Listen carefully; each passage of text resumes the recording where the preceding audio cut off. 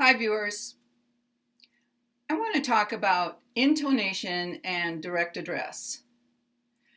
Intonation is the rising and falling of your voice, and direct address is when you are talking to one specific person. It doesn't have to always be one person, but it's usually just one person.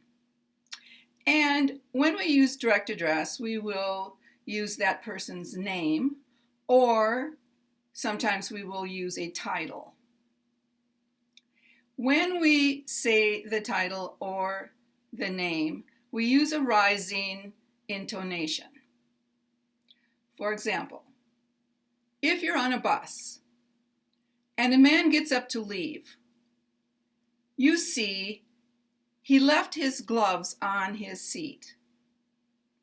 You want to get his attention.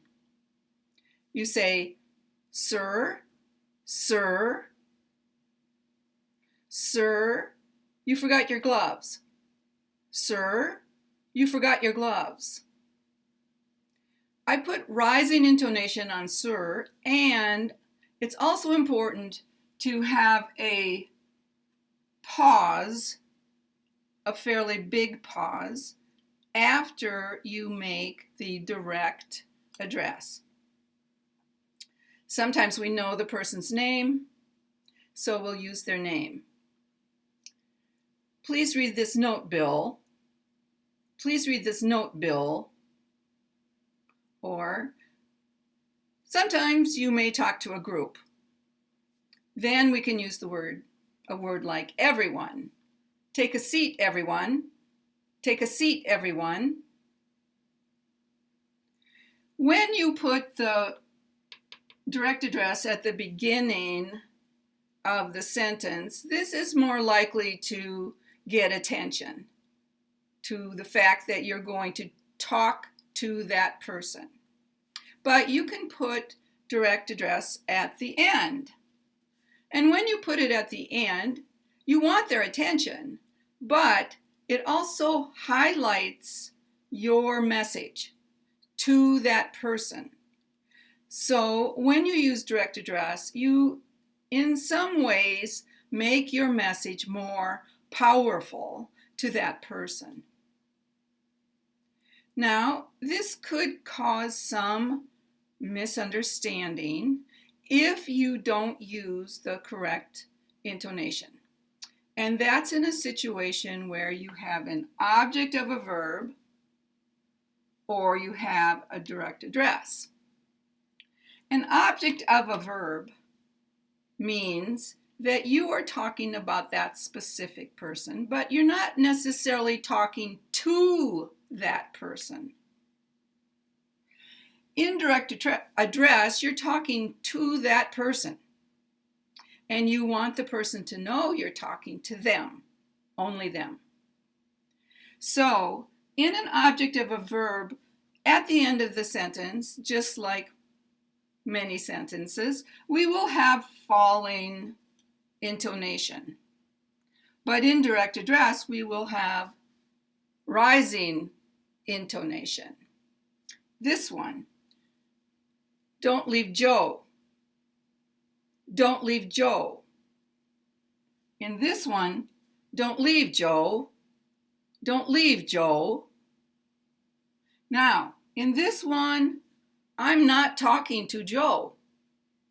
I'm talking to someone else and telling them, please take Joe. In this one, I'm talking to Joe and I'm saying, don't leave. Joe, don't leave.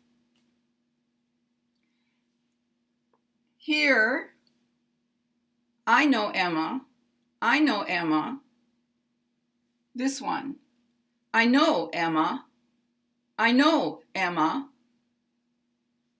Here I'm not talking to Emma, I'm talking to someone else, and I'm saying, I know her. In this one, I'm talking to Emma. Maybe Emma has repeated information to me, the same information again and again, and I want to make a strong point to Emma. I know. So I say, I know Emma, to make her stop. This one, we want to help Adam. And this one, we want to help Adam. Here, I want to help this person, Adam. Here, I want to provide help, and I'm talking to Adam about it, that I would like to help in this situation. This one, do you remember Anne? Now, this is a yes/no question. So, of course, I'm going to have some rise in intonation here. Do you remember Anne? But this one, do you remember Anne? Here I'm talking to Anne, and here I'm talking to someone else. Thanks for watching, and thanks for learning English.